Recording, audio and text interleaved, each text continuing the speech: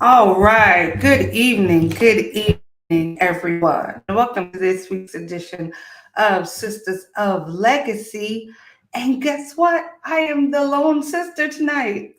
All alone. They have abandoned me. But tonight we are going to have a special guest on, an author, an entrepreneur, and from what I'm learning, so much more. So you guys hold tight, stick with us, and hopefully you will become a patron of our author and also be able to follow her and get you some good information. Hold tight, I'll run our intro. We'll be right back.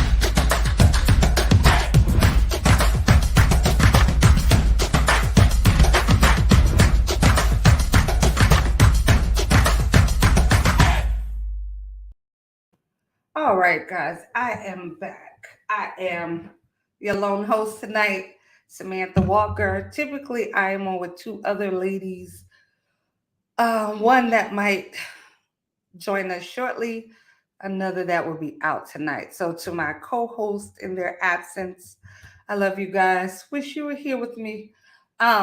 This is a first because typically I do not do this alone.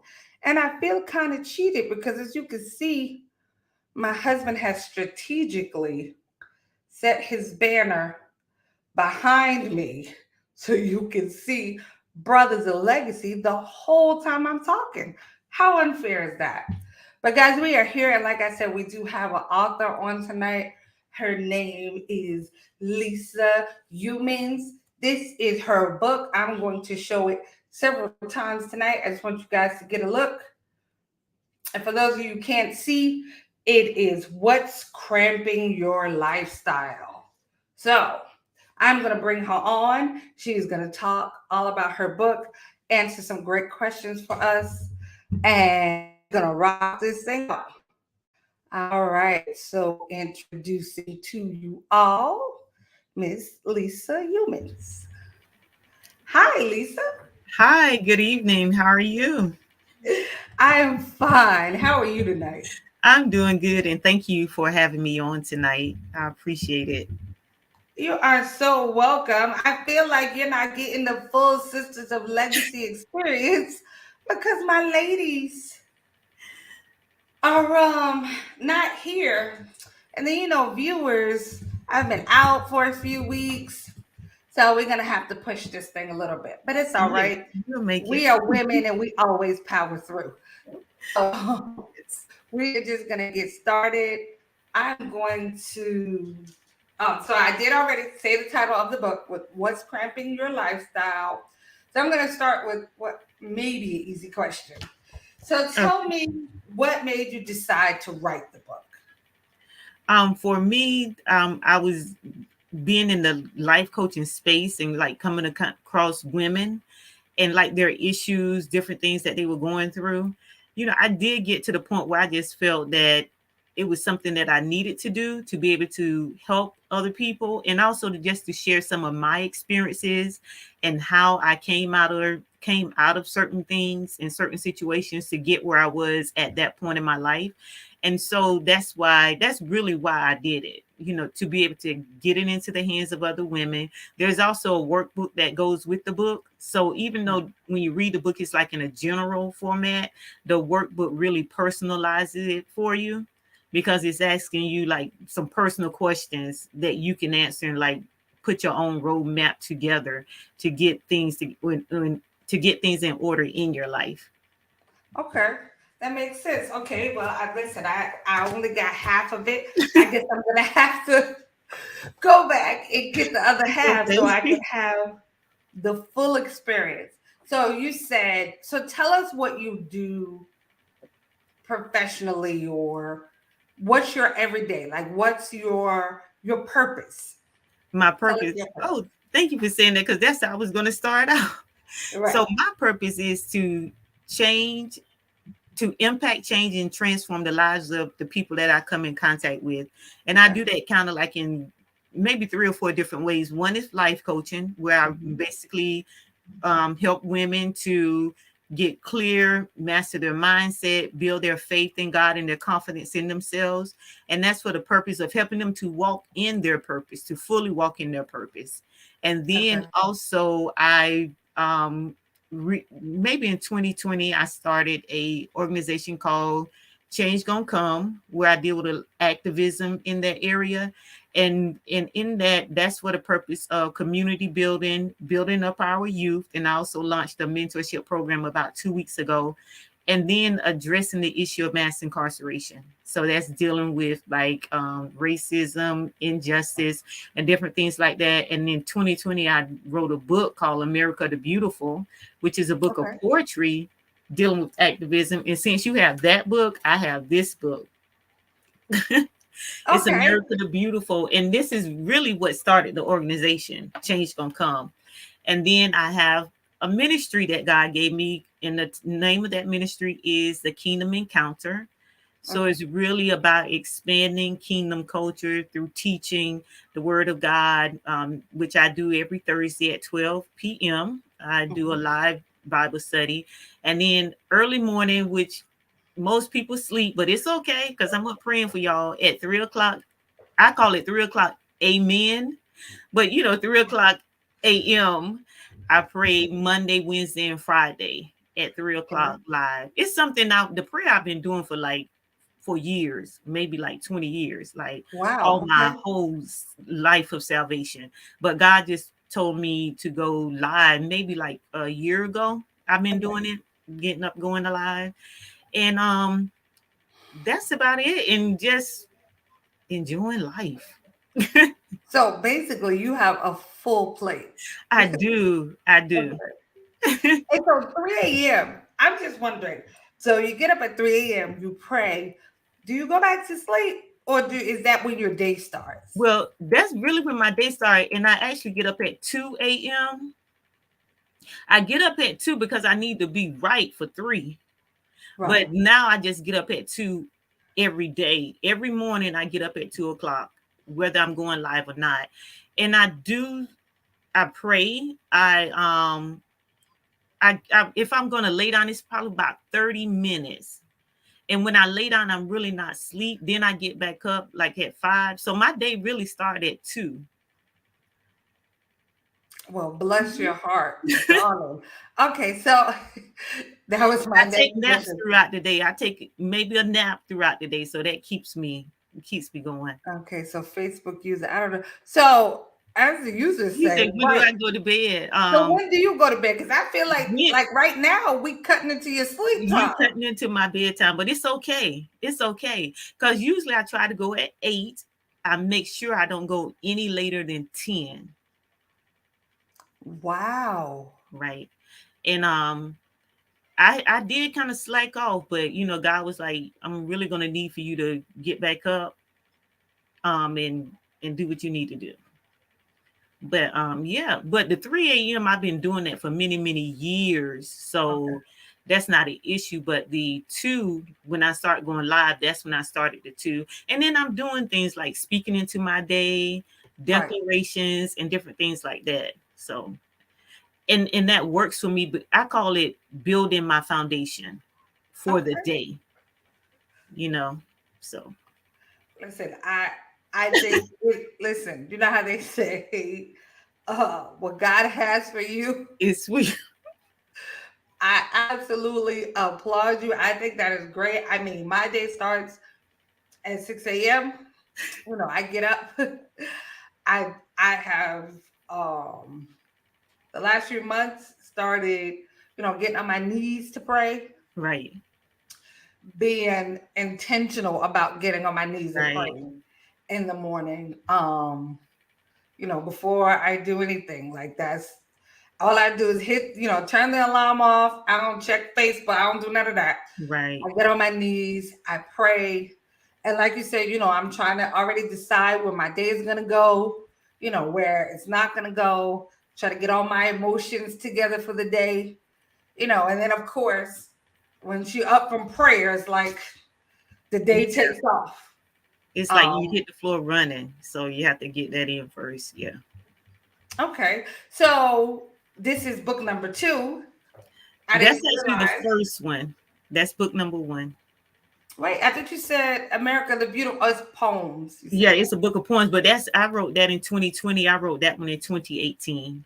Oh, Right. okay. Hmm. Oh, wow. All right. So this book kind of goes hand in hand with your coaching. So are you is it like gender focused? So are you just like a female life coach or So when I entered into coaching, it was for women. I am open to speaking with men, and I have coached a man before. The book I don't. I was like moving some stuff around here, so I don't have the original book. But the okay. original book, what it did look like it was tailored more to women, and that's why I changed the cover Oh, so okay. that it could be not just like for a certain gender, like anybody could read it. And I took Oh, it was a woman on there, so I took that off because it can be for men also. okay. Mhm. So just so does the rainbow have any significance? Because I No, was no, like, no. It doesn't have any significance. okay, That was I didn't even think of it as that. It was just when I was looking through like what I wanted the cover to look like, that kind of stood out to me. And the couch was kind of like your space, like your own personal space, okay. your home, and different things like that, like your life. So that's what that represented for me, and that was just the backdrop, those colors. Okay. So I have one of my ladies. She gonna slide in. We're not sure how long because she looks like she's a little bit in motion. Hi, Hello, Hi. Janetta McNair. how are you? Hello. I am good. How are you? I'm doing good. I just want you to know I did develop a little bit of anxiety having to start all on my own. Aw, I'm so sorry about that. But my husband did tell me I'm a big girl now, so I'm sorry. I was being held hostage. I apologize. We'll talk about it later. okay. So, all right. So you said I got it. So the couch is kind of supposed to symbolize your own personalized space Yeah, now, in your right? space, yeah. Hmm. Okay. So I get that the book goes hand in hand with coaching. So are the chapters, are these like some of the main things that you use when you're focused when you're coaching people? Yes, and those was I kind of like put it in steps. Like so the first section is called oh god, soul prosperity. Mm-hmm. And in that first chapter I deal with the mindset because with me in my life, and that's where it started when I made a decision that my life had to change, and it kind of just like opened up a whole lot of things for me. So I dealt with the mindset, and I talked about poverty, scarcity versus abundance, All right. prosperity. And because sometimes if we're trying to do things, if our mind is not in the right place, when it's not going to happen. Like for many years I saw where I wanted to be, and I knew what I desired in life, but because my mindset wasn't right, it just did not happen for me. It was like I just kept running into a brick wall, and I Okay. needed new information, but I didn't know what that new information was. Like people say, well, you got to ask the right question, but sometimes you don't know what question to ask Right. because you just don't have the information to ask a better question. So I start with the mindset, and I actually end up with taking action, participating in your life. So I think that last section is getting the game, Right. because you can have all the information, but if you're not taking action and implementing and changing up some stuff, you're still going to be where you're at in a particular area. And one of the quotes I have is, stop sitting on the sidelines of everyone else's life and become an active participant in your own life.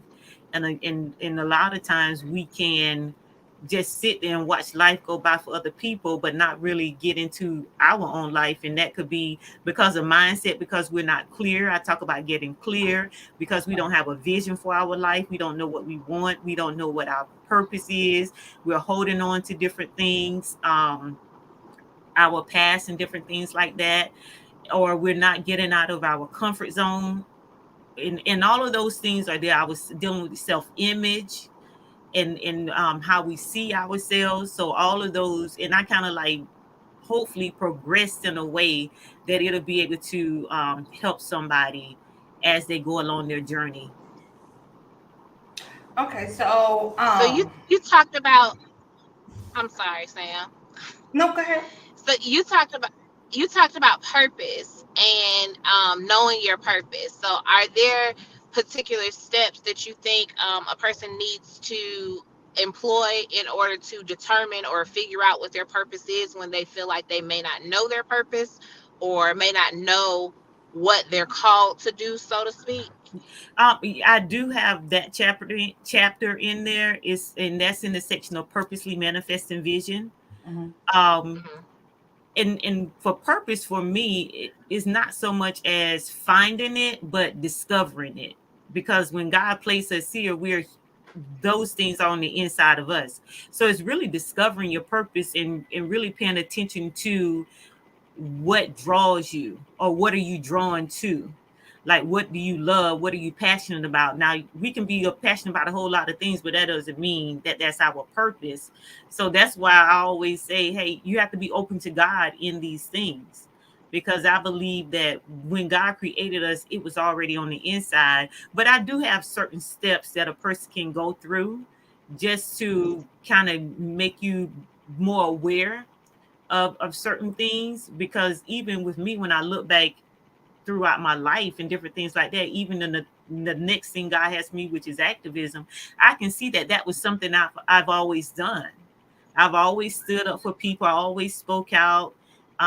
When I saw someone was being treated badly or being treated wrong, I always spoke out for that. So just to be aware and pay attention of things that really grab your heart, so to speak. And so that's in the chapter, in that particular chapter. And then in the workbook, when you couple that together, you are able to write certain things down. Or like, who are you drawn to? Because sometimes we can be attracted to certain people, and they have what's on the inside of us. So it's like a reflection. Mm-hmm. And and who you're drawn to in that particular time in your life can also reveal what your purpose is, or what's on the inside of you. So Okay. So, I know you said, when we were created, God placed all those things inside of us. And, I'm a believer and I totally believe that. We were born, God equipped us with everything that we were going to need, or, He places it in our paths in one way or another. right. So, but, like, you know, I believe the book is just for people in general, right? So In for general, yes. non-believers as well. So for a non-believer, what would be your first steps to helping them? Like, and I mean like a non-believer, like I don't believe in God.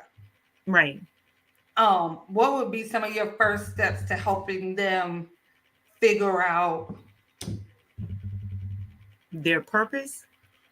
I would basically use the same steps. In the book is general, even though it's, to me, it's faith based, because my faith is in God. But it's not loaded like with a lot of Bible verses where somebody read and be like, oh, this is not for me. But I would really use those same steps. Just really find out what a person's interest is, where their interest lies, what it is that they love doing. And sometimes we love doing some things, but it doesn't mean that I want to do this long term or Okay. something, something like that. But just kind of really find out those things, like what are they interested in, what is it that you love doing. People ask that question, what would you do if you didn't get paid for it? Those type of things. What brings you joy? um what's inside of you, that because our purpose, what our purpose does, it always serves someone else, and it solves a problem.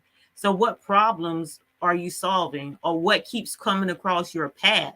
Because sometimes what we walk into a lot, or who we come in contact with a lot, can kind of be like an idea of something that we need to pay attention to, if these things or these people keep crossing my path, Okay. and different things like that. So I would really go through the same steps with them, as to for them to discover their purpose. Okay. And you said so you're just now getting into activism, but Right. even with that happening, you said you realized that over the years, it's always kind of come across your path. So, Right. how long was it from the point where you realized what your purpose was to you were able to fully stand in it? You get what I'm saying? Um okay, yes, I understand what you're saying. I would say when I started my journey to get my life together, like I don't know if you read in the part of the book where I've dealt with chronic homelessness. In a 18-year time frame, I had lived in 15 different places. Some Okay. of those places were homeless shelters, and I was just going over in this cycle. And then when I decided that I really wanted my life to change, things opened up for me. But on my journey, that's when I came, believe that God birthed in me to life coaching and helping other people, um and helping those people. So it didn't happen right then, because I still had to get myself together. So maybe it was probably like maybe a 5-year time frame when I could really stand into it, because initially it was just me, like, working on it, and allowing that to be embedded in me, and allowing that to grow in me, and just being confident in that, in being in a place where where I was able to help someone. I think I've always wanted to help people. However, if your leg is broken, you're not going to be able to really lift somebody else up. Or if your arm is broken, you're not really going to be able to hold somebody. So even though that desire was there, I had to get myself together in order for me to be able to actually go back and help other people. So the desire was always there. And then I just didn't want people to go through this process that they didn't have to go through if I had the information to give them. So it was probably like a 4 or 5 year time frame where I was really in a place where I felt confident enough. And then not only that, just being able to realize that life is a process, it's not going to stop. So we're always in some way of another, maybe going through some things, Mhm. and we're not going to be perfect, but just knowing when, okay, I can help in this area, or I can help at this level, and still work on getting me together so I can just do greater works for other people. I got you. Okay, so in your 18-year stint, you said you lived in 15 different places. Right. While you were moving around a lot and, a lot of up, down, round, around, did you always feel like there was something better, or were you just stuck in that moment? I always knew that there was something better. I always knew that this cannot be my life. Like, I see where I wanted to go. I was just really trapped in my mind. I was really trapped in my mind. And again, I didn't really have the knowledge Mhm. to take it to the next step. And of course, you can tell by the number of places I lived in, I was just unstable. And the unstableness was, I was unstable mentally, which started because in the book, I really should have put this in the book so I can like let people know where this all started with my mindset, because I'm really big on the mindset. Right. But this instability came from childhood trauma, sexual abuse. So it was something I dealt with. And, when that happened, it just kind of messed stuff up. Right. So I was always in a place of survival, so to speak. Like if I can just get through this, I'm good. I can just get through that, I'm good. Right. But you're never really good. You're never really good. It's like you're trying to clear hurdles. Like if somebody running a hurdle and your foot get caught, like my foot was always getting caught up in the hurdle, throwing off the race. So I was like up and down, but I had more downs. And then it's like you have to deal with your issues, and you have to really get past some things. But I was always in my mind about something, you know. And then when things start happening, it's like fear comes in, and you're always wondering, how long is this going to last? Right. Before it's like the rug is snatched out from under me. And then I saw myself not in a good light, because I saw myself as a failure. You know, I keep feeling I can't. So it was always happening because that was always where my mind was. And I just could not just break out of that, you know, that mindset or that way of thinking about myself. Okay. So, Shanetta is having some technical issues. We're gonna bring her right back in a second. So while we're doing a brief reset, I'm Right. sure everybody that comes in, you can see the wonderful Brothers of Legacy behind me. I still say my husband strategically set that up. But this week, the brothers are celebrating their 500th or so episode this week. So he has had a week. Well, tomorrow will be maybe the culmination because it might have to roll on a little while longer. They're celebrating.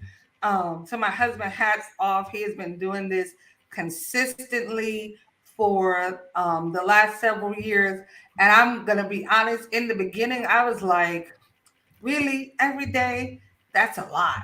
Like, and there was times I was like, I don't know how I feel about this, but he stuck with it.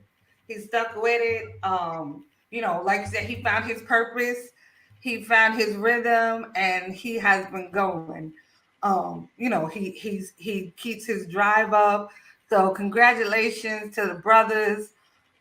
He's had some disappointments, of course, people go left, go right, but he has stayed the course. So, honey, congratulations. I love you. I'm so proud of you. So, Shanetta looks like she is about stable right now. I don't know if we can hear you though. Say something. Can you hear me? Okay. Yes, we can. Okay, so Lisa, I'm gonna ask you a few personal questions. Go ahead. Hopefully, it's all right. So, you're not married? I'm not by faith, but in reality, I'm not. Okay. So, have you ever been? I've never been married. Okay. No No, children? no children. By faith, I have children, but they're just not here right now. Well, listen, faith will get you there, It girl. will. Oh, okay. So, all right. So, okay. So, let me ask you a question. So, 2022, we're just sort of kind of maybe getting on the other side of a pandemic, which none of us have ever experienced. Never. So, what was that like being a single woman? Because you live alone. Well, I lived alone, but I was in Florida. Then I moved back home, so I'm like Okay. back home in my hometown. So I Okay. do live with the family members. So I don't live alone. Okay. So during the pandemic, you weren't alone. No, no. Okay. That's good. Because I just was wondering, like I know, I know there's some couples like that on the other side of the pandemic. They ain't couples no more. I know for some couples it was a great thing. I know some single people struggled a lot. My kids, they were home for 2 years schooling.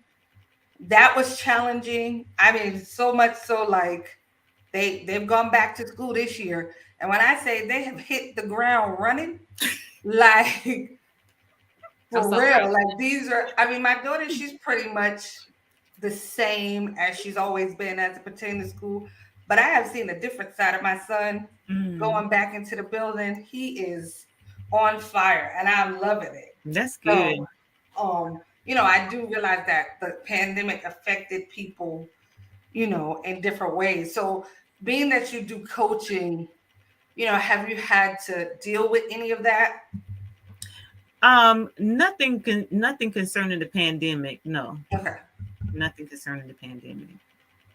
So when you were preparing to publish the book and to get the book out, and just kind of with your stance or your role as a life coach, did you find that you yourself needed kind of coaching and like guidance or mentoring in order to be able to push the vision of putting forth your publishing your book?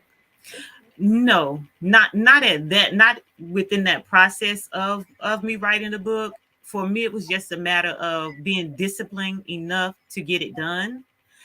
And I really wrote that book in 28 days. And it was just like every day I was writing. Mm-hmm. Every day I was writing. And then I had other material, like things I've done on blogs or articles that I've written that I was able to put into the book. That was And my like next I question. said, when I started getting myself together, I did a lot of research on different things. So I Mhm. still had those things in folders. So it was just kind of already really put together. I just had to get it all together. Mhm. So I no, I just got focused, just kept focused and discipline and put it out there. I mean, when you get up at 2 o'clock in the morning, I'm not surprised that you could write a book in 28 days. The reason I was able to write that book in 28 days, that was in 2018. In 2016, I went to a doctor's visit and things were not good. So I found out there was some issues going on with my blood counts. It was really low. Um, so what happened to me in 2017, I started wearing a mask, like what people are doing now in the pandemic. I Wow. was wearing the mask. I was isolated. I was at home. I couldn't go anywhere. I went out twice monthly to my doctor's appointment and to get groceries. So I was like really home, when I wasn't in bed, because I was in bed a lot during that time, also because of whatever was going on with my immune system. I was just really tired. So I could be in the bed like 4 hours a day. I'm making up for it, Sam, now, getting up at 2. You're right. Listen, you got some catching up to do. You got some catching up Yeah. to do. Yeah. So doing and that was kind of like therapeutic for me also, because my doctor was like, hey, you can't go outside. I've been inside. So when the pandemic happened, it wasn't really a big thing for me because I had already been living my life like that for 3 years. And I was looking at people like, get over it, because what if this was your diagnosis and they told you had to live like this? Yeah. So yeah, so that kind of helped me get through that, just finding things to do. So yeah. That's honestly a whole different perspective on the pandemic, because I think that's one of the little things that we forget about, is that there are people who this was their life prior to Right. the rest Right. of us experiencing it, and the rest of us are walking around like, well, why I gotta stay home, and I don't want to wear a mask, and I don't want to do all these things.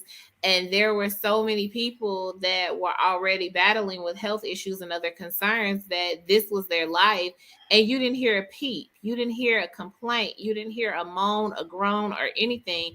It's like, well, I want to live. So because I want to live, these are the things I'm going to do. Right. And I think the general population missed that in the entire Right. pandemic. There was some people that just, they missed some things.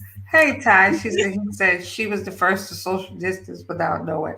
I've been working from home for 16 years, so I was kind of used to it too. Yeah. Okay. Listen, Yeah. I at was the social beginning, distancing. Yeah. honestly, at the beginning of the pandemic, I really was excited to be home. Like prior to like that whole year prior to the pandemic, I have been working 6 days a week, like nonstop. Because I Mhm. worked at a car dealership, so I worked on holidays and all of Oh that stuff. wow. So like in that year, it seemed like my kids had grown. I mean, it got so bad I didn't even really know like the teachers' names. The people at the school had no idea who I was anymore. Because Anthony was, he was doing everything. I was working and working and working. So when the pandemic happened, for me, I was like, yes, this is a chance. It was almost like, my kids are like, oh, that's mommy. Like, because it was so much like going. So for a while, honestly, I was pretty okay until, of course, the money factor was when I was like, okay, it's time to go back outside because, Right. because you have to work. So, okay, so you wrote a book, you started a ministry. So is your ministry like viral? Is it in person? Like, how does that work? Because you did specify that you're not a pastor. I want to make sure I use your words. So it's really just online. It's just online. I do a Bible study online. Like I said, every Thursday at 12. And then I do the prayer, early morning prayer. If you would like to join me, is it Shanetta? Shanetta, you can join me at 3 a.m. Listen, I didn't mean to laugh out loud. I mean, I love Jesus and all that.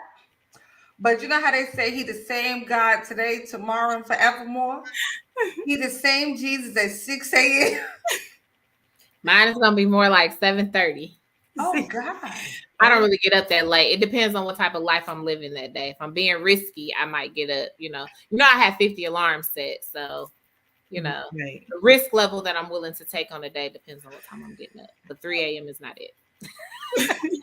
On any day. Yeah, so I can definitely say 3 a.m. That's not when the Lord didn't call me. He hasn't called me to that. Thank God. 6 a.m. though. Like even now when I be trying to sleep past 6, I be like, okay, I'm up, Jesus. I'm getting on my knees.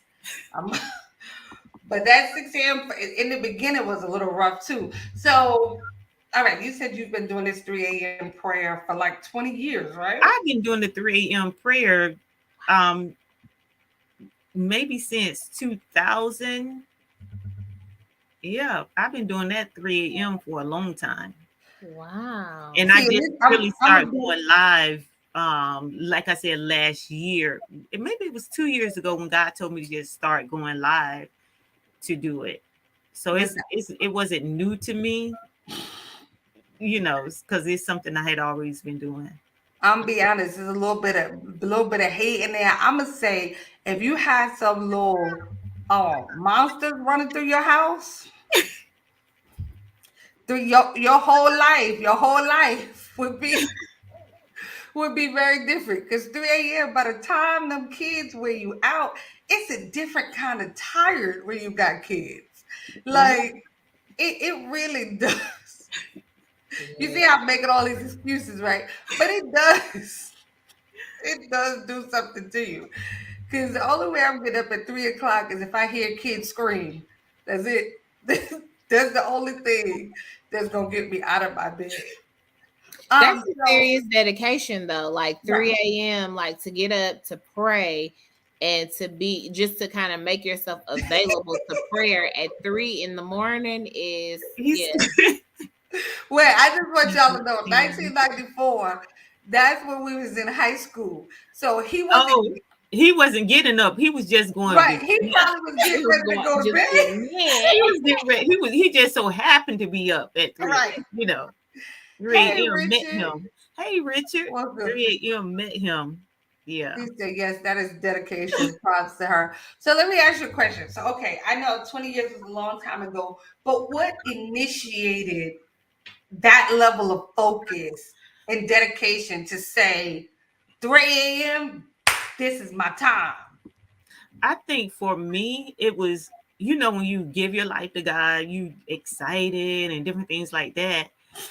But I don't know if it was the excitement or just hearing somebody else say, I get up at, and I'm like, you know what, I'm gonna try that. Oh. And I did. And then another thing too was because in the morning, that was like the best time for me to pray, because then I had to go to work and I probably started getting ready for work maybe about 5 to be out at 6 to get on the bus to go. So that was really like the best time, because after, when I get up and I'm starting my day, it's over, because I'm going until I actually go to bed at night. So that's my time too, for even if I didn't go live, that would be just be my the best time for me to spend with God early in the morning, because then there's so much, a lot of other things I have to do, and then your mind is all over the place. So that was the best thing for me. And then I think that's just the time God called me to. Right. Okay. Right. So if he calls you to something, he gives you the grace to do it. Right. Now, I'm gonna be honest. I haven't always got up at 3 a.m. I haven't always gotten up. Times I got up and I still go to sleep. If I'm up and I'm seeking God, I may go to sleep. But for that, it's just like, get out the bed, get out of the bed, Right. to get stuff together. But yeah, but so it's just became a lifestyle for me. Okay. Mhm. So I do want to show the book again. So this is Lisa's book. It's called What's Cramping Your Lifestyle. So obviously, sleep is one of the things that is cramping y'all lifestyle. Yes, Honestly, get up. But she has this awesome book. It comes with a workbook. If maybe you already know what your purpose is. Maybe you got it down. Maybe you're living in it every day. Buy the book, give it to somebody. We all have people that you be like, what are you doing? Buy that person the book. Mm-hmm. Maybe you tired of trying to, talk them out of a paper bag. Get them the book, send it to them. It'll be a great gift.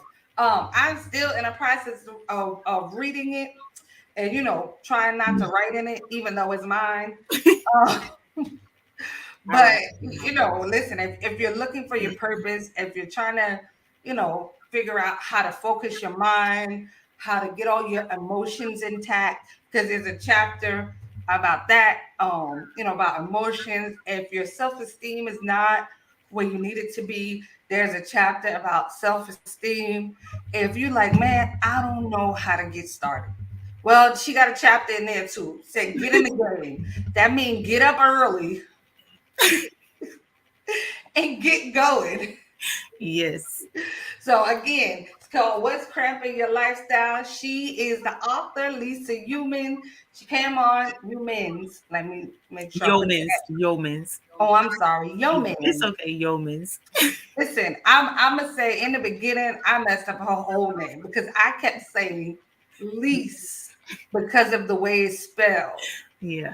And she had to correct all of us, like, no, that's Lisa. Um, but again, look, I'm putting up this. Y'all can see the type. See that? There you go. Screenshot it. That's a name. And then you got the title. Look at that. Beautiful. You can't miss the book. It is beautiful and colorful. And like she said, the couch is to make you feel like this is your private, personal space. Finding your purpose is definitely a personal journey. I can't find yours for you. You can't find mine. right. For me, it's kind of one of those things that you have to work at and figure out and do the work. Lisa, we thank you so much for coming on. I appreciate you, pushing your bedtime back, pushing your bedtime back for us. Thank you so much. I appreciate it. We hope that you have a great night. Thank you so much. Thank you for having me. I really enjoyed it. I All really right. enjoyed it. And can I just give the website so they can know Yes. where to go get the book? So it's thelifestylemakeover.me. Okay, hold on. I'm gonna type it in. Mhm. I'm not as good as this as my husband. He always have these things. Let me see. Where can I put it? Maybe I was trying to put it here. Okay, say that again. Thelifestylemakeover.me. The Okay, let's see. The lifestyle make Makeover. makeover. You said dot me? Yes, .me. Dot me. Okay, let's see if I did this right. Is that right? That's it. That is it. That's the Ah, website. So they can go there see, and get their book. Hopefully, my husband can see that and see I'm learning. I'm learning. So this is our website at the bottom. Get the book. The holidays are coming up. Listen, it's a great gift to give somebody. Maybe you know somebody that starts something new all the time. Help them, maybe to help them to focus on one thing that's gonna work out for them. So thank you again, Lisa. We appreciate Thank your you. time. Thank Listen, you. at 3 a.m., I'm gonna pray before I go to bed, and maybe you'll feel it at 3 when you get up. You have a great night. You too. Thank All you. right, bye. All right, ma'am. It's me and you. So, yes, we have the book again. Lisa Youmans. Let me say it right this time. And as you guys can see, we did buy the book, and Katrina has her book as well. So we are gonna be reading through it, and maybe even talking about some of the different topics and stuff that we come across. Shanetta, did you have anything you wanted to share tonight? Apologize for my tardiness for the night. I have started skimming and reading through the book, so I definitely think it's a good read. And if, like we said earlier, if you have the opportunity to get it, to share it, definitely do that, because some people do need help and that guidance with figuring out what direction they should take this life that they're living in. So this might be a tool to help. Right. Absolutely. People, it's never too late, you know, to begin again, to begin anew, to Yeah. redo. It's never too late. This book is just a thing to get you started. As always, we try to support our fellow ladies. Yeah. If you're doing something, if you're passionate about something, and we believe that it's beneficial to our community, we're definitely willing to support in any way that we can. So I thank Lisa for her time. I thank her for her dedication, because it takes some real dedication to see a project through. Like she said, she wrote the book in 28 days, but she gets up early. So, so listen, her purpose is her purpose, and nobody can do it like her. So we appreciate all her hard work that has gone into this. Typically, we are on every Thursday at 8 p.m. The last couple of weeks has been, it's kind of hectic, so we haven't been on. So I know I have to win back my few followers, because y'all are very funny. If I miss a week, y'all like forget you, but I'm back. And we will definitely be consistent going forward. Thank you guys for tuning in tonight. If you have the opportunity, support an entrepreneur, buy the book. I'm sure every sale, every sale will be appreciated. Taiwan, it is always great to see you. Makes my heart feel special.